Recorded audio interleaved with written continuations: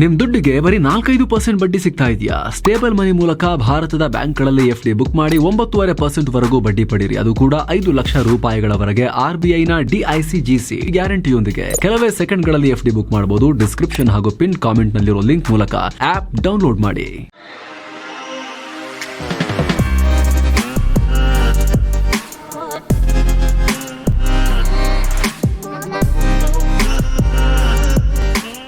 Hi friends, ದಿನದ ಎಲ್ಲ ಪ್ರಮುಖ ಸುದ್ದಿಯನ್ನು ನಿಮಗೆ ತಲುಪಿಸೋ mastmaga.comನ ಫುಲ್ ನ್ಯೂಸ್ಗೆ ಸ್ವಾಗತ. ನಾನು ಅಮರ್ ಪ್ರಸಾದ್.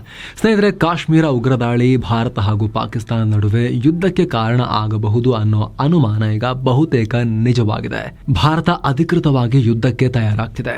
ಕೇಂದ್ರದ ಗೃಹ ಇಲಾಖೆ ಮೇ 7ನೇ ತಾರೀಕು ಮಾಕ್ ಡ್ರಿಲ್ ಮಾಡಿ ಅಂತ ರಾಜ್ಯಗಳಿಗೆ ಆದೇಶ ಕೊಟ್ಟಿದೆ. ಅಂದ್ರೆ ಯುದ್ಧದ ಪರಿಸ್ಥಿತಿ ಎದುರಾದಾಗ ಸರ್ಕಾರ ಹೇಗಿರಬೇಕು ಹೇಳ್ಕೊಡಿ ಅಂತ ನಿರ್ದೇಶನ ಕೊಟ್ಟಿದೆ. ಏನೇನು ಕೊಟ್ಟಿದ್ದಾರೆ ಅಂತ ಒಂದ್ಸಲ ನೀವು ನೋಡಿ ಸ್ನೇಹಿತರೆ, ಪರಿಸ್ಥಿತಿ ಎಷ್ಟು ಸೀರಿಯಸ್ ಆಗ್ತಿದೆ ಅಂತ ಗೊತ್ತಾಗುತ್ತೆ. ಮೊದಲಿಗೆ ಎಲ್ಲ ರಾಜ್ಯಗಳಿಗೆ ಏರ್ ರೇಡ್ನ ಸೈರನ್ ರೆಡಿ ಮಾಡಿಟ್ಕೊಳ್ಳಿ ಅಂತ ಆದೇಶ ಕೊಡಲಾಗಿದೆ. ಏನಿದು? ಎಲ್ಲಾದರೂ ಶತ್ರು ವಾಯು ಮಾರ್ಗದ ಮೂಲಕ ದಾಳಿ ಮಾಡಿದಾಗ ಅದರ ಬಗ್ಗೆ ಜನರಿಗೆ ಅಲರ್ಟ್ ಕೊಡೋಕೆ ಸೈರನ್ ಯೂಸ್ ಮಾಡಲಾಗುತ್ತೆ. ಇಸ್ರೇಲ್ ಸೇರಿ ಸಾಕಷ್ಟು ರಾಷ್ಟ್ರಗಳಲ್ಲಿ ಇದು ಈಗಲೂ ಕೂಡ ಇದೆ. ಇದನ್ನು ರೆಡಿ ಮಾಡಿಕೊಳ್ಳಿ ಅಂತ ಸೂಚಿಸಲಾಗಿದೆ. ಎರಡನೇದು, ಸಿವಿಲ್ ಡಿಫೆನ್ಸ್ಗೆ ಸಂಬಂಧಪಟ್ಟಂತೆ ಅಭ್ಯಾಸ ನಡೆಸೋಕೆ ಸೂಚಿಸಲಾಗಿದೆ. ಅಂದರೆ ವಿದ್ಯಾರ್ಥಿಗಳು, ನಾಗರಿಕರು, ಕಾರ್ಮಿಕರು, ಹೀಗೆ ಸಮಾಜದಲ್ಲಿ ಯಾವೆಲ್ಲ ವರ್ಗ ಇದೆಯೋ ಎಲ್ರಿಗೂ ತಮ್ಮನ್ನು ತಾವು ಹೇಗೆ ರಕ್ಷಿಸಿಕೊಳ್ಳಬೇಕು ಅನ್ನೋದನ್ನ ಟ್ರೈನಿಂಗ್ ಕೊಡಿ ಅಂತ. ಮೂರನೇದಾಗಿ ಬ್ಲ್ಯಾಕ್ಔಟ್ ಡ್ರಿಲ್ ನಡೆಸಿ ಅಂದಿದೆ. ಅಂದರೆ ರಾತ್ರಿ ವೇಳೆ ಎಲ್ಲ ಲೈಟ್ ಆಫ್ ಮಾಡಿಸಿ ಕಿಟಕಿಗಳನ್ನು ಡಾರ್ಕ್ ಮೆಟೀರಿಯಲ್ನಿಂದ ಕ್ಲೋಸ್ ಮಾಡಿಸೋದು, ಬೆಳಕು ಕಾಣದಿರೋ ಥರ ಮಾಡೋದು. ಇದನ್ನು ಜನರಿಗೆ ಪ್ರಾಕ್ಟೀಸ್ ಮಾಡಿಸಿ ಏರ್ ರೇಡ್ ಆದಾಗ ನೈಟ್ ಟೈಮ್ ಏನಿದ್ರೆ ಈ ರೀತಿ ಕ್ಲೋಸ್ ಮಾಡ್ಕೊಂಡ್ಬಿಡ್ಬೇಕು, ಲೈಟ್ ಆನ್ ಮಾಡಬಾರ್ದು ಅನ್ನೋ ಥರದಲ್ಲಿ ಪ್ರಾಕ್ಟೀಸ್ ಮಾಡಿಸಿ ಅಂತ ಹೇಳಿದೆ. ಇದರಿಂದ ಶತ್ರು ಏರ್ಕ್ರಾಫ್ಟ್ ಮತ್ತು ಡ್ರೋನ್ ದಾಳಿ ಮಾಡೋಕೆ ಬಂದಂಥ ಸಂದರ್ಭದಲ್ಲಿ ಆಗ ಈ ರೀತಿ ಸೈರನ್ ಆನ್ ಆಗಿ ಈ ರೀತಿ ನಾವು ಬ್ಲ್ಯಾಕ್ಔಟ್ ಮಾಡಿದಾಗ ಶತ್ರುಗೆ ಎಲ್ಲಿ ದಾಳಿ ಮಾಡಬೇಕು ಅಂತ ಗೊತ್ತಾಗಲ್ಲ, ಕನ್ಫ್ಯೂಸ್ ಆಗುತ್ತೆ ಅನ್ನೋ ಕಾರಣಕ್ಕೋಸ್ಕರ ಅದರ ಟ್ರೈನಿಂಗ್ ಕೂಡ ಜನರಿಗೆ ಆಗಬೇಕು ಅಂತ ಆ ರೀತಿ ಹೇಳ್ಕೊಡಿ ಅಂತ ಹೇಳಿದೆ. ನಾಲ್ಕನೇದಾಗಿ, ರಾಜ್ಯ ಸರ್ಕಾರಗಳಿಗೆ ಇಂಪಾರ್ಟೆಂಟ್ ಸೂಚನೆ ಕೊಟ್ಟಿದೆ. ದೇಶದ ಸಂಪರ್ಕ ವ್ಯವಸ್ಥೆ ಮತ್ತು ಇಂಪಾರ್ಟೆಂಟ್ ಸ್ಥಳಗಳನ್ನು ರಕ್ಷಣೆ ಮಾಡೋಕೆ ಕ್ರಮ ತಗೊಳ್ಳಿ ಅಂತ ಹೇಳಿದೆ. ಅಂದರೆ ಪವರ್ ಪ್ಲಾಂಟ್ಗಳು, ಸೇನಾ ನೆಲೆಗಳು, ಫ್ಯಾಕ್ಟರಿ, ಕಮ್ಯುನಿಕೇಶನ್ ಸೆಂಟರ್ನಂಥ ಫೆಸಿಲಿಟಿಗಳನ್ನು ಕಾಪಾಡಬೇಕು. ಅವುಗಳನ್ನು ಸೇಫ್ ಆಗಿ ಬಚ್ಚಿಡೋಕೆ ಪ್ಲಾನ್ ರೂಪಿಸಿ ಅಂತ ಸೂಚನೆ ಕೊಡಲಾಗಿದೆ. ಐದನೇದಾಗಿ, ಜನರನ್ನ ಕ್ವಿಕ್ ಆಗಿ ಸೇಫ್ ಜಾಗಗಳಿಗೆ ಸ್ಥಳಾಂತರ ಮಾಡೋಕೆ ರಿಹರ್ಸಲ್ ನಡೆಸಿ ಸುರಕ್ಷಿತ ಸ್ಥಳವನ್ನು ಪತ್ತೆ ಹಚ್ಚಿ ಅಂತ ಆದೇಶ ಹೊರಡಿಸಿದೆ. ಈ ಮೂಲಕ ದೇಶ 20-25 ವರ್ಷಗಳ ನಂತರ ಯುದ್ಧದ ಬಾಗಿಲಿಗೆ ಒಂದು ನಿಂತಿರೋ ಫೀಲಿಂಗ್ ಬರ್ತಾ ಇದೆ. ಈಗ ಆಗ್ತಿರೋ ಡೆವಲಪ್ಮೆಂಟ್ ನೋಡ್ತಾ ಇದ್ರೆ ಅಂದಹಾಗೆ ಈ ಆದೇಶ ಕೊಡೋಕು ಮುನ್ನ PM ನರೇಂದ್ರ ಮೋದಿ ಸಾಲು ಪ್ರಮುಖ ಸಭೆಗಳನ್ನು ನಡೆಸಿದ್ರು. ಮೊದಲಿಗೆ ಭೂಸೇನಾ ಮುಖ್ಯಸ್ಥರೊಂದಿಗೆ ಮೀಟಿಂಗ್, ಅದಾದ್ಮೇಲೆ ಶನಿವಾರ ನೌಕಾಪಡೆ ಮುಖ್ಯಸ್ಥರೊಂದಿಗೆ ಗೌಪ್ಯ ಸಭೆ, ಭಾನುವಾರ ವಾಯುಪಡೆ ಮುಖ್ಯಸ್ಥರೊಂದಿಗೆ ಗೌಪ್ಯ ಸಭೆ ನಡೆಸಿದ್ರು. ಸೋಮವಾರ ಕೂಡ PM ನರೇಂದ್ರ ಮೋದಿ ಮತ್ತು ರಾಷ್ಟ್ರೀಯ ಭದ್ರತಾ ಸಲಹೆಗಾರ ಅಜಿತ್ ದೋವಲ್ ಕಾರ್ಯದರ್ಶಿಗಳೊಂದಿಗೆ, ಅಂದರೆ ಡಿಫೆನ್ಸ್ ಸೆಕ್ರೆಟರಿ ಸೇರಿದಂತೆ ಸರ್ಕಾರದ ಕಾರ್ಯದರ್ಶಿಗಳೊಂದಿಗೆ ಮೀಟಿಂಗ್ ಮಾಡಿದ್ರು. ಕೇಂದ್ರ ಗೃಹ ಸಚಿವಾಲಯದ ಕಾರ್ಯದರ್ಶಿ ಗೋವಿಂದ್ ಮೋಹನ್ ಮತ್ತು ರಕ್ಷಣಾ ಕಾರ್ಯದರ್ಶಿ ರಾಜೇಶ್ ಕುಮಾರ್ ಸಿಂಗ್ ಜೊತೆಗೆ ಪ್ರತ್ಯೇಕವಾಗೂ ಮೀಟಿಂಗ್ ಮಾಡಿದ್ರು. ಪಾಕಿಸ್ತಾನ ಮತ್ತು ಉಗ್ರರ ವಿರುದ್ಧ ಏನೆಲ್ಲ ಅಗತ್ಯ ಕ್ರಮಗಳನ್ನು ತಗೊಳ್ಳಬಹುದು ಅನ್ನೋದ್ರ ಬಗ್ಗೆ ಚರ್ಚೆ ನಡೆಸಿದ್ದಾರೆ. ಇದರ ಬೆನ್ನಲ್ಲೇ ಭಾರತ ಸರ್ಕಾರ ಈ ರೀತಿ ರಾಜ್ಯಗಳಿಗೆ ಈ ತಯಾರಿಯ ಬಗ್ಗೆ ಆದೇಶ ಹೊರಡಿಸಿದೆ. ಇನ್ನು ರಷ್ಯಾ ಭಾರತಕ್ಕೆ ಬೆಂಬಲ ಕೊಡೋದಾಗಿ ಘೋಷಿಸಿದೆ. ಸೋಮವಾರ ರಷ್ಯಾ ಅಧ್ಯಕ್ಷ ವ್ಲಾದಿಮಿರ್ ಪುಟಿನ್ PM ನರೇಂದ್ರ ಮೋದಿಗೆ ಕಾಲ್ ಮಾಡಿದ್ರು. ಈ ವೇಳೆ ಪಹಲ್ಗಾಮ್ ಉಗ್ರಗಾಮಿಗಳನ್ನ ಸುಮ್ಮನೆ ಬಿಡಬಾರದು, ಅವರಿಗೆ ಕಠಿಣ ಶಿಕ್ಷೆ ಆಗಬೇಕು, ಇದರ ಹಿಂದೆ ಇರೋರನ್ನ ಕಾನೂನಿನ ಅಂಗಳಕ್ಕೆ ತರಬೇಕು, ಭಯೋತ್ಪಾದನೆ ವಿರುದ್ಧ ಹೋರಾಡೋಕೆ ಭಾರತಕ್ಕೆ ನಮ್ಮ ಫುಲ್ ಸಪೋರ್ಟ್ ಇದೆ ಅಂತ ಹೇಳಿದ್ದಾರೆ. ಜೊತೆಗೆ ಭಾರತ ಮತ್ತು ರಷ್ಯಾ ನಡುವಿನ ಸ್ಪೆಷಲ್ ಸ್ಟ್ರಾಟಜಿಕ್ ಪಾರ್ಟ್ನರ್ಶಿಪ್ ಸಂಬಂಧವನ್ನು ಇನ್ನಷ್ಟು ಬಲಗೊಳಿಸೋಕೆ ನಾವು ಕಮಿಟ್ ಆಗಿದ್ದೀವಿ ಅಂತ ಪುನರುಚ್ಚಾರ ಮಾಡಿದ್ದಾರೆ. ಈ ಬಗ್ಗೆ ಭಾರತದ ವಿದೇಶಾಂಗ ಇಲಾಖೆ ಸ್ಟೇಟ್ಮೆಂಟ್ ರಿಲೀಸ್ ಮಾಡಿದೆ. ಇತ್ತ PM ನರೇಂದ್ರ ಮೋದಿ ರಷ್ಯಾದ 80ನೇ ವಿಕ್ಟರಿ ಡೇ ಆಚರಣೆಗೆ ಶುಭ ಕೋರಿದ್ದಾರೆ. ಈ ವರ್ಷ ಭಾರತದಲ್ಲಿ ನಡೆಯಲಿರೋ ಭಾರತ ರಷ್ಯಾ ಶೃಂಗಸಭೆಗೆ ಪುಟಿನ್ರನ್ನ ಮೋದಿ ಇನ್ವೈಟ್ ಮಾಡಿದ್ದಾರೆ. ಅಂದಹಾಗೆ ಪಹಲ್ಗಾಮ್ ಉಗ್ರ ದಾಳಿ ಬೆನ್ನಲ್ಲೇ ವ್ಲಾದಿಮಿರ್ ಪುಟಿನ್ ರಾಷ್ಟ್ರಪತಿ ದ್ರೌಪದಿ ಮುರ್ಮು ಮತ್ತು ಮೋದಿಗೆ ಪತ್ರ ಬರೆದು ಸಂತಾಪ ಸೂಚಿಸಿದರು. ಸ್ನೇಹಿತರೆ, ಪುಟಿನ್ ಈಗ ಹೇಳಿರೋ ತುಂಬಾ ಇಂಪಾರ್ಟೆಂಟೇ. ರಷ್ಯಾ ನಮ್ಮ ಅತಿದೊಡ್ಡ ರಕ್ಷಣಾ ಪಾಲುದಾರ ಇವಾಗಲೂ ಕೂಡ. ನಾವು ಅವರ ಟೆಕ್ನಾಲಜಿ ಮೇಲೆ ಡಿಪೆಂಡ್ ಆಗಿದ್ದೀವಿ, ಸ್ಪೇರ್ ಪಾರ್ಟ್ಸ್ ಮೇಲೂ ಕೂಡ ಡಿಪೆಂಡ್ ಆಗಿದ್ದೀವಿ. ಈಗ ರಷ್ಯಾ ಯುದ್ಧಗಳಲ್ಲಿ ಮುಳುಗಿರ್ಬೋದು, ಆದರೆ ಕ್ರಿಟಿಕಲ್ ಟೈಮ್ನಲ್ಲಿ ಹೆಚ್ಚುವರಿ ಆಯುಧ ಬೇಕಾದರೆ ತುರ್ತಾಗಿ ಡೆಲಿವರ್ ಮಾಡೋಕೆ ರಷ್ಯಾ ಸಿದ್ಧ ಇದೆ. ಇಬ್ಬರ ನಡುವೆ ಅಂಥ ಒಂದು ಅಂಡರ್ಸ್ಟ್ಯಾಂಡಿಂಗ್ ಇದೆ. ಮೊನ್ನೆ ಕೂಡ ಇದೇ ನಿಯಮದಲ್ಲಿ ಈಗ್ಲಾ ಮಿಸೈಲ್ಗಳನ್ನು ರಷ್ಯಾ ಭಾರತಕ್ಕೆ ಡೆಲಿವರ್ ಮಾಡಿಬಿಟ್ಟಿದೆ ಪಟ್ ಅಂತ. ಜೊತೆಗೆ ರಷ್ಯಾ ಭದ್ರತಾ ಮಂಡಳಿಯಲ್ಲಿ ಕಾಯಂ ಸದಸ್ಯ ರಾಷ್ಟ್ರ, ವಿಶ್ವಸಂಸ್ಥೆಯ ಭದ್ರತಾ ಮಂಡಳಿಯಲ್ಲಿ. ಒಂದು ವೇಳೆ ಯುದ್ಧ ಆದರೆ ಪಾಕ್ ವಿಶ್ವಸಂಸ್ಥೆಯ ಬಾಗಿಲು ಬಡಿಯುತ್ತೆ. ಅಲ್ಲಿ ಭಾರತದ ವಿರುದ್ಧ ನಿರ್ಣಯ ಮಂಡಿಸಿದ್ರೆ ಚೀನಾ ಡೆಫಿನೆಟ್ಲಿ ಪಾಕ್ ಪರ ನಿಲ್ಲೋ ಚಾನ್ಸಸ್ ಇರುತ್ತೆ. ಸೇಮ್ ಟೈಮ್ ಭಾರತಕ್ಕೆ ನಂಬಿಕೆಯ ಮಿತ್ರನ ಅಗತ್ಯ ಇದೆ. ರಷ್ಯಾ ಅದನ್ನು ವಿಟೋ ಮೂಲಕ ತಡಿಬಹುದು. ಅಮೆರಿಕ ಇದುವರೆಗೂ ವಿಶ್ವಾಸಾರ್ಹತೆಯನ್ನು ತೋರಿಸ್ಕೊಂಡಿಲ್ಲ ಇದುವರೆಗೆ. ಇವಾಗ ಬಹಳ ನೈಸ್ ಹೊಡಿತಿದ್ದಾರೆ, ಗೊತ್ತಾಗುತ್ತೆ ಅವ್ರದ್ದು ನೆಕ್ಸ್ಟ್ ಏನಂತ. ಅವ್ರ ಬಿಹೇವಿಯರ್ ಒಂದು ವೇಳೆ ಕದನ ಶುರುವಾದರೆ ಆಮೇಲೆ ಗೊತ್ತಾಗುತ್ತೆ. ಹಾಗಾಗಿ ರಷ್ಯಾವನ್ನು ಬಿಟ್ಟಾಕೋಕ್ಕಾಗಲ್ಲ, ಅವ್ರು ನಿಮಗೆ ಇಂಪಾರ್ಟೆಂಟೇ. ಹೀಗಾಗಿ ಪುಟಿನ್ ಅವರ ಈ ಮಾತು ಭಾರತದ ಧೈರ್ಯ ಮತ್ತು ಸ್ಥೈರ್ಯಕ್ಕೆ ದೊಡ್ಡ ಬಲ ಕೊಟ್ಟಿದೆ. ಈಗ ಮತ್ತೊಂದು ಕಡೆ ಪಾಕಿಸ್ತಾನಕ್ಕೆ ಚೀನಾ ಬೆಂಬಲ ಸೂಚಿಸಿದೆ. ಪಾಕಿಸ್ತಾನದಲ್ಲಿರೋ ಚೀನಾ ರಾಯಭಾರಿ ಜಿಯಾಂಗ್ ಝೈಡಾಂಗ್ ಪಾಕಿಸ್ತಾನ ಅಧ್ಯಕ್ಷ ಆಸಿಫ್ ಅಲಿ ಜರ್ದಾರಿಯನ್ನ ಮೀಟ್ ಮಾಡಿದ್ರು. ಈ ವೇಳೆ ಜಿಯಾಂಗ್ ಚೀನಾ ಮತ್ತು ಪಾಕಿಸ್ತಾನ ಸಹೋದರರಿದ್ದ ಹಾಗೆ ಉಭಯ ದೇಶಗಳ ಸಂಬಂಧ ಉಕ್ಕಿನಷ್ಟೇ ಸ್ಟ್ರಾಂಗ್ ಆಗಿದೆ. ನಾವು ಸದಾ ಒಬ್ಬರಿಗೊಬ್ಬರು ಸಪೋರ್ಟ್ ಮಾಡ್ತಾನೆ ಬಂದಿದ್ದೀವಿ. ದಕ್ಷಿಣ ಏಷ್ಯಾದ ಶಾಂತಿ ಮತ್ತು ಸ್ಥಿರತೆಗಾಗಿ ನಾವು ಪಾಕಿಸ್ತಾನಕ್ಕೆ ಸಪೋರ್ಟ್ ಮಾಡ್ತೀವಿ. ಹಿಂದೇನು ಬೆಂಬಲವಾಗಿದ್ವಿ, ಮುಂದೇನು ಬೆಂಬಲವಾಗಿದ್ದೀವಿ ಅಂತ ಚೀನಾ ರಾಯಭಾರಿ ಪುನರುಚ್ಚಾರ ಮಾಡಿದ್ದಾರೆ. ಮತ್ತೊಂದು ಕಡೆ ಪಾಕಿಸ್ತಾನದ ಚೀರಾಟಕ್ಕೆ ಮಲೇಷ್ಯಾದ ಹೃದಯ ಈಗ ಮಿಡಿದುಬಿಟ್ಟಿದೆ. ಪಹಲ್ಗಾಮ್ ಉಗ್ರದಾಳಿ ನಂತರ ಪಾಕ್ ಎದುರಿಸ್ತಿರೋ ಸಂಕಷ್ಟ ನಮಗೆ ಅರ್ಥ ಆಗ್ತಾ ಇದೆ. ಪಾಕಿಸ್ತಾನದ ಈ ಪರಿಸ್ಥಿತಿ ಆದಷ್ಟು ಬೇಗ ಬಗೆಹರಿಯುತ್ತೆ ಅನ್ನೋ ನಂಬಿಕೆ ಇದೆ. ಅದು ಯಾವುದೇ ರೀತಿಯ ಹಿಂಸಾಚಾರ ಆಗಲಿ ಮಲೇಷ್ಯಾ ಅದನ್ನು ಖಂಡಿಸುತ್ತೆ. ಪಹಲ್ಗಾಮ್ ದಾಳಿಗೆ ಕಾರಣರಾದವರನ್ನ ಪಾರದರ್ಶಕವಾಗಿ ಪತ್ತೆ ಹಚ್ಚಬೇಕು. ಸ್ವತಂತ್ರ ಮತ್ತು ಪಾರದರ್ಶಕ ತನಿಖೆ ನಡೆಸೋ ಪಾಕ್ ಬೇಡಿಕೆಯನ್ನ ಮಲೇಷ್ಯಾ ಸಪೋರ್ಟ್ ಮಾಡುತ್ತೆ ಅಂತ ಮಲೇಷ್ಯಾ ಪ್ರಧಾನಿ ಅನ್ವರ್ ಇಬ್ರಾಹಿಂ ಹೇಳಿದ್ದಾರೆ. ಜೊತೆಗೆ ಭಾರತ ಪಾಕ್ ಉದ್ವಿಗ್ನತೆ ಕಮ್ಮಿ ಮಾಡೋಕೆ ಮಧ್ಯಸ್ಥಿಕೆ ವಹಿಸೋದಾಗಿ ಆಫರ್ ಇಟ್ಟಿದ್ದಾರೆ. ಪಹಲ್ಗಾಮ್ ದಾಳಿ ಕುರಿತು ಪಾಕ್ ಪ್ರಧಾನಿ ಶಹಬಾಜ್ ಶರೀಫ್ ಜೊತೆ ಫೋನ್ ಕಾಲ್ನಲ್ಲಿ ಮಾತನಾಡಿದ ಅನ್ವರ್ ಇಬ್ರಾಹಿಂ ಈ ರೀತಿ ಹೇಳಿದ್ದಾರೆ. ಅಂದಹಾಗೆ ಸ್ನೇಹಿತರೆ, ಈ ಮಲೇಷ್ಯಾ ಭಾರತಕ್ಕೆ ಮುಂಚೆ ಫ್ರೆಂಡ್ ಆಗೇ ಇತ್ತು. ಆದರೆ ಇತ್ತೀಚಿನ ದಿನಗಳಲ್ಲಿ ಅದರಲ್ಲೂ ಮುಂಚೆ ಮಹತೀರ್ ಮೊಹಮ್ಮದ್ ಪ್ರಧಾನಿಯಾಗಿದ್ದಾಗ ಇವರಿಗೆ ಪಾಕಿಸ್ತಾನದ ಪ್ರೇಮ ಹೆಚ್ಚಾಯಿತು. 2019ರಲ್ಲಿ ಆರ್ಟಿಕಲ್ 370 ರದ್ದು ಮಾಡಿದಾಗ ಭಾರತ ಕಾಶ್ಮೀರವನ್ನು ಆಕ್ರಮಿಸಿದೆ, ಇನ್ವೇಡ್ ಮಾಡಿದೆ ಅಂತೆಲ್ಲ ಆತ ಹೇಳಿಕೆಯನ್ನ ಕೊಟ್ಟಿದ್ದ. ನಮ್ಮ ದೇಶದ ಸಿಟಿಸನ್ಶಿಪ್ ಕಾನೂನು CAA ಅದು ತಾರತಮ್ಯ ಅಂತೆಲ್ಲ ಬೊಗಳೆ ಬಿಟ್ಟಿದ್ದ ಈ ಮನುಷ್ಯ. ನಿಮ್ಗೆ ಗೊತ್ತಿರಲಿ, ಭಾರತಕ್ಕೆ ಬೇಕಿರೋ ಮೋಸ್ಟ್ ವಾಂಟೆಡ್ ದ್ವೇಷ ಭಾಷಣಕಾರ ಜಾಕೀರ್ ಹುಸೇನ್ ಇದೇ ಮಲೇಷ್ಯಾದಲ್ಲೇ ತುಂಬ ಟೈಮ್ ಆಶ್ರಯವನ್ನು ಪಡ್ಕೊಂಡಿರೋದು. ಇದೇ ಕಾರಣಕ್ಕೆ ಭಾರತ ಮಲೇಷ್ಯಾ ಬಿಟ್ಟು ಇಂಡೋನೇಷ್ಯಾ ಜೊತೆಗೆ ಹೆಚ್ಚಿನ ಸಂಬಂಧ ವೃದ್ಧಿ ಮಾಡಿಕೊಳ್ತಿದೆ. ಅದರಲ್ಲೂ ಪಾಮ್ ಆಯಿಲನ್ನು ಭಾರತ ಮಲೇಷ್ಯಾ ಬದಲಿಗೆ ಇಂಡೋನೇಷ್ಯಾದಿಂದ ತರಿಸ್ಕೊಳ್ತಾ ಇದೆ. ಹೀಗಾಗಿ ಮಲೇಷ್ಯಾಗೆ ಮೆಣಸಿನಕಾಯಿ ಇಟ್ಟಂಗಾಗಿದೆ ಈಗ. ಹಾಗಾಗಿ ಮತ್ತೆ ಭಾರತವನ್ನು ಕೆಣಕಿದೆ. ಹೀಗೆ ಮಲೇಷ್ಯಾ ಈ ರೀತಿ ಹೊರಗಿನಿಂದ ಹೇಳಿಕೆ ಕೊಡ್ತಾ ಇದ್ದಾರೆ. ಪಾಕ್ ಒಳಗೆ ಇಂಟ್ರೆಸ್ಟಿಂಗ್ ಸುದ್ದಿ ಬರ್ತಾ ಇದೆ. ಭಾರತ ಪಾಕಿಸ್ತಾನ ಮೇಲೆ ದಾಳಿ ಮಾಡಿದ್ರೆ ನಾವು ಭಾರತದೊಂದಿಗೆ ನಿಲ್ಲಬೇಕು ಅಂತ ಖೈಬರ್ ಪಖ್ತೂನ್ಖ್ವಾ ಪ್ರಾಂತ್ಯದ ಪಶ್ತೂನ್ ಮುಸ್ಲಿಮರಿಗೆ ಕರೆ ಕೊಡಲಾಗಿದೆ. ಇಸ್ಲಾಮಿಕ್ ಧರ್ಮ ಪ್ರಚಾರಕರೊಬ್ಬರು ಈ ರೀತಿ ಕರೆ ಕೊಟ್ಟಿದ್ದಾರೆ.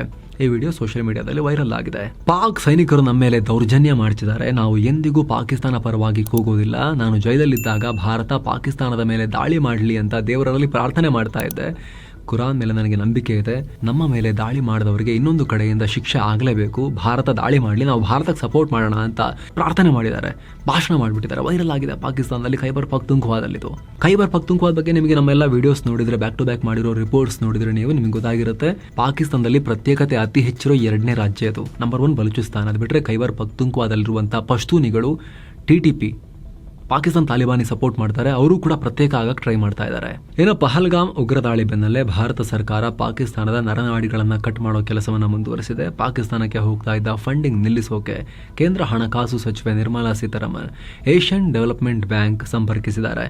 ಅದರ ಅಧ್ಯಕ್ಷರಾದ ಮಸಾಟೋ ಕಾಂಡಾರನ್ನ ಮೀಟ್ ಮಾಡಿದ್ದಾರೆ. ಪಾಕಿಸ್ತಾನಕ್ಕೆ ನೀಡ್ತಾ ಇದ್ದ ಫಂಡಿಂಗ್ ಕಟ್ ಮಾಡಿ ಅಂತ ಡಿಮಾಂಡ್ ಮಾಡಿದ್ದಾರೆ. ಹೀಗಂತ ಸರ್ಕಾರಿ ಮೂಲಗಳನ್ನು ಉಲ್ಲೇಖಿಸಿ ಇಂಡಿಯಾ ಟುಡೇ ರಿಪೋರ್ಟ್ ಮಾಡಿದೆ. ಕೇವಲ ADB ಅಧ್ಯಕ್ಷರು ಮಾತ್ರವಲ್ಲ, ಇಟಲಿಯ ವಿದೇಶಾಂಗ ಸಚಿವ ಜಾನ್ ಕಾರ್ಲೋ ಜೋರ್ಜಿಟಿನಾ ಕೂಡ ಭೇಟಿಯಾಗಿ ಇದೇ ಬೇಡಿಕೆ ಇಟ್ಟಿದ್ದಾರೆ. ಅಂದಹಾಗೆ ಆರ್ಥಿಕ ಬಿಕ್ಕಟ್ಟಿನಲ್ಲಿರೋ ಪಾಕಿಸ್ತಾನ ADBಯಿಂದಲೂ ಕೂಡ ಸಾಕಷ್ಟು ದುಡ್ಡು ಪಡಿತಾ ಇತ್ತು. ಉಳಿದಂತೆ ನಿಮ್ಮೆಲ್ಲರಿಗೂ ಗೊತ್ತಿರೋ ಹಾಗೆ IMF ಇದೆಯಲ್ಲ, ಅದರ ಬಾಗ್ಲಲ್ಲೇ ಇರುವಂಥ ಭಿಕ್ಷುಕ ಪಾಕಿಸ್ತಾನ. ಯಾವಾಗಲೂ ಕೂಡ ಅಲ್ಲೇ ನಿಂತ್ಕೊಂಡಿರ್ತಾರೆ. ಹೆಂಗೆ ನಂಗೆ ನೆಕ್ಸ್ಟ್ ಯಾವಾಗ ಕೊಡ್ತೀರಾ ಅಂತ ಕೇಳೋಕ್ಕೆ. IMF ಒಂಥರ ಪಾಕಿಸ್ತಾನದ ಡಾಲರ್ ಡ್ಯಾಡಿ. ಏನು G7 ಒಕ್ಕೂಟದಲ್ಲಿ ವಿಶೇಷವಾಗಿ ಹಣಕಾಸು ವಿಚಾರದಲ್ಲಿ ಇಟಲಿಯ ಪ್ರಭಾವ ಹೆಚ್ಚಿದೆ. ಹೀಗಾಗಿ FATFನ ಗ್ರೇ ಲಿಸ್ಟ್ಗೆ ಪಾಕಿಸ್ತಾನವನ್ನು ಸೇರಿಸೋಕೆ, ಬೇರೆ ಬ್ಯಾಂಕ್ಗಳಿಂದ ಪಾಕಿಸ್ತಾನಕ್ಕೆ ದುಡ್ಡು ಸಿಗದಂತೆ ನೋಡ್ಕೊಳ್ಳೋಕೆ ಭಾರತ ಎಲ್ಲ ರೀತಿಯಲ್ಲೂ ಪ್ರಯತ್ನ ಪಡ್ತಾ ಇದೆ. ಎಲ್ಲ ರಾಷ್ಟ್ರಗಳನ್ನು ಸಂಪರ್ಕಿಸ್ತಾ ಇದೆ. ಜೊತೆಗೆ ಈಗ ಜಮ್ಮು ಕಾಶ್ಮೀರದಲ್ಲಿರೋ 2 ಹೈಡ್ರೋ ಎಲೆಕ್ಟ್ರಿಕ್ ಡ್ಯಾಮ್ಗಳ ಸಾಮರ್ಥ್ಯವನ್ನು ಹೆಚ್ಚು ಮಾಡೋಕೆ ಕೇಂದ್ರ ಸರ್ಕಾರ ಮುಂದಾಗ್ತಾ ಇದೆ. ಅಂದರೆ ಡ್ಯಾಮ್ಗಳಲ್ಲಿರೋ ಹೂಳೆತ್ತೋ ಕೆಲಸಕ್ಕೆ ಭಾರತ ತಯಾರಿ ನಡೆಸ್ತಾ ಇದೆ. ಈ ಪ್ರಕ್ರಿಯೆಯಿಂದ ಬಗ್ಲಿಹಾರ್ ಮತ್ತು ಸಲಾಲ್ ಹೈಡ್ರೋ ಎಲೆಕ್ಟ್ರಿಸಿಟಿ ಡ್ಯಾಮ್ಗಳ ನೀರು ಸಂಗ್ರಹಣಾ ಸಾಮರ್ಥ್ಯ ಹೆಚ್ಚಾಗುತ್ತೆ. ಈಗ ಆಲ್ರೆಡಿ ಭಾರತದ ಅತಿದೊಡ್ಡ ಹೈಡ್ರೋ ಪವರ್ ಕಂಪನಿ NTPC ಮತ್ತು ಜಮ್ಮು ಕಾಶ್ಮೀರದ ಅಧಿಕಾರಿಗಳು ರಿಸರ್ವಾಯರ್ ಫ್ಲಶಿಂಗ್ ಪ್ರಕ್ರಿಯೆ ಹೆಸರಲ್ಲಿ ಕೆಲಸ ಶುರು ಮಾಡಿದ್ದಾರೆ. ಈ ರಿಸರ್ವಾಯರ್ ಫ್ಲಶಿಂಗ್ ಪ್ರಾಸೆಸ್ ಅಂದರೆ ಡ್ಯಾಮ್ನಲ್ಲಿ ಸೇರಿರೋ ಮಣ್ಣು, ಮರಳು ಮತ್ತು ಹೂಳನ್ನು ವೇಗವಾಗಿ ನೀರು ಹರಿಸುವ ಮೂಲಕ ಹೊರಹಾಕಲಾಗುತ್ತೆ. ಈ ಡ್ಯಾಮ್ಗಳನ್ನು ನಿರ್ಮಾಣ ಮಾಡಿದಾಗಿನಿಂದ ಇದೇ ಮೊದಲ ಬಾರಿಗೆ ಭಾರತ ಈ ಕೆಲಸ ಮಾಡ್ತಾ ಇದೆ. ಪಾಕ್ ಜೊತೆಗಿನ ಸಿಂಧೂ ನದಿ ಒಪ್ಪಂದ ಭಾರತ ಫಾಲೋ ಮಾಡಲ್ಲ, ಹೋಲ್ಡ್ ಮಾಡಿದ್ದೀವಿ ಅಂತ ಹೇಳಿದ ಬೆನ್ನಲ್ಲೇ ಈ ಬೆಳವಣಿಗೆಯಾಗಿದೆ. ಇನ್ನು ಪಾಕ್ ಮೂಲದ ಸೈಬರ್ ದಾಳಿಕೋರರು ಪುನಃ ಭಾರತವನ್ನು ಟಾರ್ಗೆಟ್ ಮಾಡೋ ಪ್ರಯತ್ನ ಮಾಡಿದ್ದಾರೆ. ಭಾರತದ ಡಿಫೆನ್ಸ್ಗೆ ಸಂಬಂಧಪಟ್ಟ ಅನೇಕ ವೆಬ್ಸೈಟ್ಗಳನ್ನು ಹ್ಯಾಕ್ ಮಾಡಿದ್ದೀವಿ ಅಂತ ಪಾಕ್ ಸೈಬರ್ ಕಳ್ಳರು ಹೇಳಿದ್ದಾರೆ. ಸದ್ಯ ಕೇಂದ್ರ ಸರ್ಕಾರ ತನಿಖೆ ನಡೆಸ್ತಾ ಇದೆ. ಇದೆಲ್ಲದರ ಮಧ್ಯೆ ಅಮೆರಿಕ ಮೂಲದ global rating agency Moody's Pak ಆರ್ಥಿಕತೆ ವಿಚಾರವಾಗಿ ದೊಡ್ಡ ಎಚ್ಚರಿಕೆ ಕೊಟ್ಟಿದೆ. ಭಾರತವನ್ನು ಎದುರಾಕೊಳ್ಳೋಕೆ ಹೋಗಬೇಡಿ, ಕಷ್ಟ ಆಗುತ್ತೆ ನಿಮಗೆ ಅಂತ ಹೇಳಿದೆ. ಪಾಕಿಸ್ತಾನದ ಆರ್ಥಿಕತೆಗೆ ದೊಡ್ಡ ಪೆಟ್ಟು ಬೀಳುತ್ತೆ, ಯುದ್ಧ ಮಾಡೋಕ್ಕೆ ಹೋದರೆ ನಿಮಗೆ ಫಂಡಿಂಗ್ ಎಲ್ಲ ನಿಂತು ಹೋಗುತ್ತೆ. ಪಾಕಿಸ್ತಾನದ ಫಾರಿನ್ ಎಕ್ಸ್ಚೇಂಜ್ ರಿಸರ್ವ್ ಬರೀ $15 ಬಿಲಿಯನ್ ಇಟ್ಕೊಂಡು ಕೂತಿದ್ದೀರಾ, ಅದು ಇನ್ನೂ ಬಿದ್ದು ಹೋಗುತ್ತೆ, ಪ್ರೆಷರ್ ಆಗುತ್ತೆ, ನಿಮಗೆ ಸಾಲ ತೀರ್ಸೋಕ್ಕೂ ಆಗಲ್ಲ, ಹೊಸ ಸಾಲ ಸಿಗಲ್ಲ ಅಂತ ಎಚ್ಚರಿಕೆ ಕೊಟ್ಟಿದ್ದಾರೆ. ವಿಶೇಷ ಅಂದರೆ ಇದೇ ಮೂಡೀಸ್ ಈ ಸಂಘರ್ಷದಿಂದ ಭಾರತಕ್ಕೆ ದೊಡ್ಡ ಪ್ರಾಬ್ಲಮ್ ಏನೂ ಇಲ್ಲ ಅಂತ ಹೇಳಿದೆ. ಭಾರತದ ಫಾರಿನ್ ಎಕ್ಸ್ಚೇಂಜ್ ರಿಸರ್ವ್ ಬಹಳ ಸ್ಟ್ರಾಂಗ್ ಇದೆ. $688 ಬಿಲಿಯನ್ ಅಂದರೆ 57.1 ಲಕ್ಷ ಕೋಟಿ ರೂಪಾಯಿ ಇದೆ. ಎಷ್ಟೋ ನಮ್ಮ ಹತ್ರ $688 ಬಿಲಿಯನ್ ಇರೋದು, ಪಾಕ್ ಹತ್ರ ಬರೀ $15 ಬಿಲಿಯನ್ ಇರೋದು, ಅದು ಕೂಡ ಸಾಲ ಮಾಡಿರೋದು ಅವರು. ಮುಂದಿನ ದಿನಗಳು ಭಾರತದ ಆರ್ಥಿಕ ಚಟುವಟಿಕೆಗಳು ಸ್ಟೇಬಲೇ ಇರುತ್ತೆ. ಭಾರತ ಸರ್ಕಾರದ ಹೂಡಿಕೆ ಮತ್ತು ದೇಶದ ಜನರು ಮಾಡೋ ಖರ್ಚುಗಳು ಕಡಿಮೆ ಆಗ್ತಾ ಇಲ್ಲ, ಆ ಕಾರಣ ಆರ್ಥಿಕ ಚಟುವಟಿಕೆ ಚೆನ್ನಾಗಿ ಇರುತ್ತೆ ಅಂತ ಹೇಳಿದ್ದಾರೆ. ಅಂದಹಾಗೆ ಮೂಡೀಸ್ ಸಂಸ್ಥೆ ದೇಶ ಅಥವಾ ಸಂಸ್ಥೆ ಮೇಲೆ ಹೂಡಿಕೆ ಮಾಡೋದು ಎಷ್ಟು ಸೇಫ್ ಅಂತ ಆಗಾಗ ಕ್ರೆಡಿಟ್ ರೇಟಿಂಗ್ ಕೊಟ್ಟು ರಿಪೋರ್ಟ್ ಮಾಡುತ್ತೆ. ಇದು ಕೊಡೋ ರೇಟಿಂಗ್ ಆಧಾರದ ಮೇಲೆ ಹೆಚ್ಚಿನ ಜಾಗತಿಕ ಹೂಡಿಕೆದಾರರು, ಬ್ಯಾಂಕ್ಗಳು, ಸರ್ಕಾರಗಳು ಒಂದು ದೇಶ ಅಥವಾ ಸಂಸ್ಥೆ ಮೇಲೆ ಹೂಡಿಕೆ ಮಾಡಬೇಕೋ ಬೇಡೋ ಅಂತ ಡಿಸೈಡ್ ಮಾಡ್ತಾರೆ. ಇದೆಲ್ಲದರ ಮಧ್ಯೆ ಪಾಕಿಸ್ತಾನ ಒಂದು ಮಿಸೈಲ್ ಹಾರಿಸಿದೆ. 120 ಕಿಲೋಮೀಟರ್ ರೇಂಜ್ ಹೊಂದಿರೋ ಫತಾ ಹೆಸರಿನ ಸರ್ಫೇಸ್ ಟು ಸರ್ಫೇಸ್ ಮಿಸೈಲ್ ಅನ್ನು ಟೆಸ್ಟ್ ಮಾಡಿದ್ದಾರೆ. ಇದನ್ನು ಪಾಕಿಸ್ತಾನ ಹೇಳಿಕೊಂಡಿದೆ. ಎಕ್ಸಸೈಸ್ ಇಂಡಸ್ ಹೆಸರಲ್ಲಿ ನಡೆಸ್ತಾ ಇರೋ ಸೇನಾಭ್ಯಾಸದ ಭಾಗವಾಗಿ ಈ ಟೆಸ್ಟ್ ನಡೆಸಲಾಗಿದೆ ಅಂತ ಹೇಳಿದೆ. ಈ ಮಿಸೈಲ್ ಬಳಕೆಗೆ ತಯಾರಾಗಿದೆಯಾ, ಹಾಗೂ ಇದರಲ್ಲಿರೋ ಪ್ರಮುಖ ಫೀಚರ್ಸ್ ಏನು, ಸರಿಯಾಗಿ ಕೆಲಸ ಮಾಡ್ತಿದ್ದಾವ, ಅದನ್ನು ಟೆಸ್ಟ್ ಮಾಡಿದ್ದೀವಿ ಅಂತ ಪಾಕಿಸ್ತಾನದ inter services public relations ISPR ತಿಳಿಸಿದೆ. ಅಂದಹಾಗೆ ಫತಾ ಮಿಸೈಲ್ನ ಪಾಕಿಸ್ತಾನ ತಾನೇ ಖುದ್ದಾಗಿ ತಯಾರಿಸಿದ್ದೀನಿ ಅಂತ ಹೇಳಿಕೊಂಡಿದೆ. ಇನ್ನು ಕಳೆದ ಶನಿವಾರವಷ್ಟೇ ಸೇನಾಭ್ಯಾಸದ ಭಾಗವಾಗಿ 450 ಕಿಲೋಮೀಟರ್ ರೇಂಜ್ನ ಅಬ್ದಾಲಿ ವೆಪನ್ ಸಿಸ್ಟಮ್ ಅನ್ನೋ ಸರ್ಫೇಸ್ ಟು ಸರ್ಫೇಸ್ ಬ್ಯಾಲಿಸ್ಟಿಕ್ ಮಿಸೈಲ್ನ ಪರೀಕ್ಷೆ ಮಾಡಿರುವುದಾಗಿ ಪಾಕ್ ಹೇಳಿಕೊಂಡಿತ್ತು. ಮತ್ತೊಂದು ಕಡೆ ಇರಾನ್ನ ವಿದೇಶಾಂಗ ಸಚಿವ ಅಬ್ಬಾಸ್ ಅರಾಕ್ಚಿ ಪಾಕಿಸ್ತಾನಕ್ಕೆ ಬಂದಿಳಿದಿದ್ದಾರೆ. ಪಾಕ್ ಅಧ್ಯಕ್ಷ ಆಸಿಫ್ ಅಲಿ ಜರ್ದಾರಿ, ಪ್ರಧಾನಿ ಶಹಬಾಜ್ ಶರೀಫ್ ಮತ್ತು ಉಪ ಪ್ರಧಾನಿ ಮೊಹಮ್ಮದ್ ಇಶಕ್ತಾರ್ ಜೊತೆಗೆ ಮಹತ್ವದ ಮಾತುಕತೆ ನಡೆಸಿದ್ದಾರೆ. ಇದಾದ್ಮೇಲೆ ಅರಾಕ್ಚಿ ಭಾರತಕ್ಕೆ ಭೇಟಿ ಕೊಡ್ತಾರೆ. ಭಾರತ ಮತ್ತು ಪಾಕ್ನೊಂದಿಗಿನ ದ್ವಿಪಕ್ಷೀಯ ಸಹಕಾರ ಹೆಚ್ಚಿಸೋದು ಈ ಭೇಟಿಯ ಉದ್ದೇಶ ಅಂತ ಇರಾನ್ ಹೇಳಿದೆ. ಇನ್ನು ಭಾರತ ಪಾಕ್ ಮಧ್ಯೆ ಸಿಕ್ಕಾಪಟ್ಟೆ ಉದ್ವಿಗ್ನ ವಾತಾವರಣ ಇರೋದ್ರಿಂದ ಗ್ಲೋಬಲ್ ಏರ್ಲೈನ್ಗಳು ಪಾಕ್ ಏರ್ ಸ್ಪೇಸ್ನ ಅವಾಯ್ಡ್ ಮಾಡಿ ಬೇರೆ ಮಾರ್ಗಗಳ ಮೂಲಕ ಸಂಚಾರ ಮಾಡ್ತಿದ್ದಾರೆ. Air France, Lufthansa, Emirates, British Airways, Swiss International ಏರ್ಲೈನ್ಗಳು ಕೂಡ ಈ ನಿರ್ಧಾರ ಮಾಡಿವೆ. ಮುಂದಿನ ನೋಟಿಸ್ವರೆಗೂ ಪಾಕ್ ಏರ್ ಸ್ಪೇಸ್ ಅನ್ನು ಅವಾಯ್ಡ್ ಮಾಡ್ತೀವಿ, ಸದ್ಯದ ಬೆಳವಣಿಗೆಗಳನ್ನು ಮಾನಿಟರ್ ಮಾಡ್ತಾ ಇದ್ದೀವಿ ಅಂತ ಯುರೋಪಿಯನ್ ಏರ್ಲೈನ್ಗಳು ಪ್ರಕಟಣೆ ಹೊರಡಿಸಿವೆ. ಏನು ಪಹಲ್ಗಾಮ್ ದಾಳಿ ಬೆನ್ನಲ್ಲೇ ಭಾರತ ಪಾಕಿಸ್ತಾನ ಜೊತೆಗಿನ ಸಿಂಧೂ ನದಿ ಒಪ್ಪಂದವನ್ನು ಕೈಬಿಟ್ಟಿತ್ತು. ಇದೀಗ ಈ ನಿಟ್ಟಿನಲ್ಲಿ ಭಾರತ ದೊಡ್ಡ ಹೆಜ್ಜೆ ಇಡೋಕೆ ಮುಂದಾಗಿದೆ. ಜಮ್ಮು ಕಾಶ್ಮೀರದಲ್ಲಿ ಸ್ಥಗಿತಗೊಂಡಿರುವ ಹೈಡ್ರೋ ಎಲೆಕ್ಟ್ರಿಕ್ ಪ್ರಾಜೆಕ್ಟ್ ಪೂರ್ಣಗೊಳಿಸೋಕೆ ಪ್ಲಾನ್ ಮಾಡ್ತಿದೆ. ಇದೇ ವಾರದಲ್ಲಿ ಕುರಿತು ಮಹತ್ವದ ಮೀಟಿಂಗ್ ನಡೆಸೋ ಸಾಧ್ಯತೆ ಇದೆ. ಮತ್ತೊಂದು ಕಡೆ ಭಾರತಕ್ಕೆ ಭೇಟಿ ಕೊಟ್ಟಿರೋ ಜಪಾನ್ ರಕ್ಷಣಾ ಸಚಿವ ನಕಟಾನಿ ಭಾರತಕ್ಕೆ ಸಪೋರ್ಟ್ ಮಾಡ್ತೀವಿ ಅಂತ ಹೇಳಿದ್ದಾರೆ.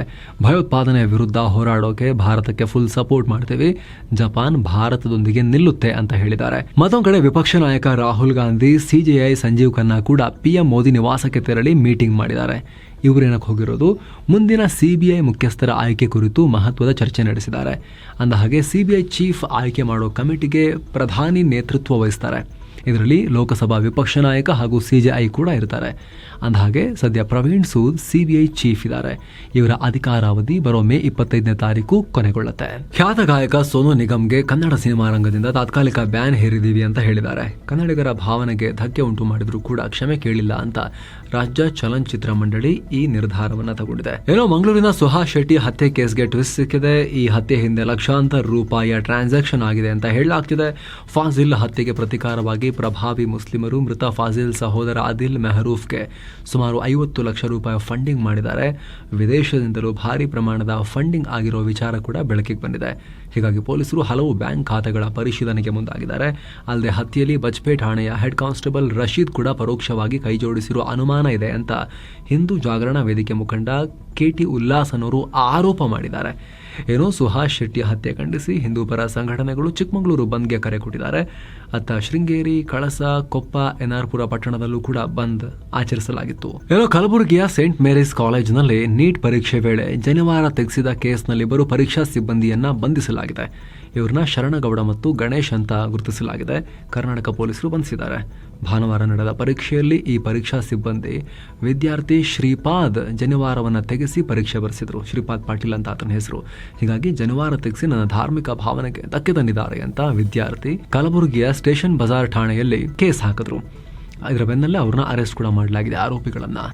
ವಾರದ ಮೊದಲ ಸೆಷನ್ ನಲ್ಲಿ ಷೇರುಪೇಟೆ ಚೆನ್ನಾಗಿ ಪರ್ಫಾರ್ಮ್ ಮಾಡಿದೆ. ದಿನದ ವಹಿವಾಟಿನ ಅಂತ್ಯಕ್ಕೆ ಸೆನ್ಸೆಕ್ಸ್ 294 ಪಾಯಿಂಟ್ಸ್ ಜಾಸ್ತಿಯಾಗಿ 80,796ಕ್ಕೆ ತಲುಪಿದೆ. ನಿಫ್ಟಿ 114 ಪಾಯಿಂಟ್ಸ್ ರೈಸ್ ಆಗಿ 24,461ಕ್ಕೆ ರೀಚ್ ಆಗಿದೆ. HDFC, Mahindra and Mahindra, Reliance industries ಮತ್ತು ITC ಅಂತಹ ಹೆವಿವೇಟ್ ಸ್ಟಾಕ್ಗಳಿಂದ ಷೇರುಪೇಟೆಗೆ ಬಲ ಸಿಕ್ತು. ವಿದೇಶಿ ಬಂಡವಾಳದ ಒಳಹರಿವು ಮತ್ತೆ ಶುರುವಾಗಿರೋದು, ಕಚ್ಚಾ ತೈಲ ದರ ಇಳಿಕೆ, ಡಾಲರ್ ದುರ್ಬಲ ಆಗ್ತಿರೋದು ಮತ್ತು ಟ್ರಂಪ್ ಟ್ಯಾರಿಫ್ ವಾರ್ ಟೆನ್ಷನ್ ಕಮ್ಮಿ ಆಗ್ತಿರೋದು ಮಾರ್ಕೆಟ್ನಲ್ಲಿ ಪಾಸಿಟಿವಿಟಿಗೆ ಕಾರಣ ಆಗಿದೆ. Bajaj Finserv, Mahindra and Mahindra, Tata Motors, Power Grid Corporation ಷೇರುಗಳು ಗ್ರೀನ್ ನಲ್ಲಿದ್ವು. Kotak Mahindra bank, State Bank of India, Titan, IndusInd bank ಮತ್ತು ಆಕ್ಸಿಸ್ ಬ್ಯಾಂಕ್ ಷೇರುಗಳು ರೆಡ್ ನಲ್ಲಿದ್ವು. ಡಾಲರ್ ಮುಂದೆ ರೂಪಾಯಿ ಮೌಲ್ಯ 24 ಪೈಸೆ ಏರಿಕೆಯಾಗಿ 84 ರೂಪಾಯಿ 33 ಪೈಸೆಯಾಗಿದೆ. ಚಿನ್ನ ಮತ್ತು ಬೆಳ್ಳಿ ಬೆಲೆ ವಿಚಾರಕ್ಕೆ ಬಂದ್ರೆ 24 ಕ್ಯಾರೆಟ್ನ 10 ಗ್ರಾಂ ಚಿನ್ನದ ಬೆಲೆಯಲ್ಲಿ 1,328 ರೂಪಾಯಿ ರೈಸ್ ಆಗಿ 95,282 ರೂಪಾಯಿ ಆಗಿದೆ. 22 ಕ್ಯಾರೆಟ್ನ 10 ಗ್ರಾಂ ಚಿನ್ನದ ಬೆಲೆಯಲ್ಲಿ 1,218 ರೂಪಾಯಿ ಹೆಚ್ಚಾಗಿ 87,280 ರೂಪಾಯಿ ಆಗಿದೆ. 1 ಕೆಜಿ ಬೆಳ್ಳಿ ಬೆಲೆಯಲ್ಲಿ 25 ರೂಪಾಯಿ ಕಮ್ಮಿಯಾಗಿ 94,100 ರೂಪಾಯಿ ಆಗಿದೆ. ಸೊ ಫ್ರೆಂಡ್ಸ್, ಇದಾಗಿತ್ತು ಇವತ್ತಿನ ಫುಲ್ ನ್ಯೂಸ್. ನಾವು ಕುಯ್ದಿಲ್ಲ, ಹೇಳದಿಲ್ಲ, ಕಿರ್ಚಾಣಿಲ್ಲ, ಬರೀ ಸುದ್ದಿಯ ರೀತಿಯಲ್ಲಿ ನಿಮಗೆ ತಲುಪಿಸುವ ಪ್ರಯತ್ನವನ್ನ ಮಾಡಿದ್ದೀವಿ. ನಮ್ಮ ಈ ಪ್ರಯತ್ನ ನಿಮಗೆ ಇಷ್ಟ ಆಗ್ತಾ ಇದ್ರೆ ದಯವಿಟ್ಟು mastmaga.com ಚಾನಲ್ಗೆ ಸಬ್ಸ್ಕ್ರೈಬ್ ಮಾಡಿ, ಪಕ್ಕದ ಬೆಲ್ ಐಕಾನ್ ಮೇಲೆ ಕ್ಲಿಕ್ ಮಾಡೋದನ್ನ ಯಾವುದೇ ಕಾರಣಕ್ಕೂ ಮರಿಬೇಡಿ. Thank you so much. ಮತ್ತೆ ಭೇಟಿ ಆಗ್ತಿರೋಣ. ನಮಸ್ತೆ.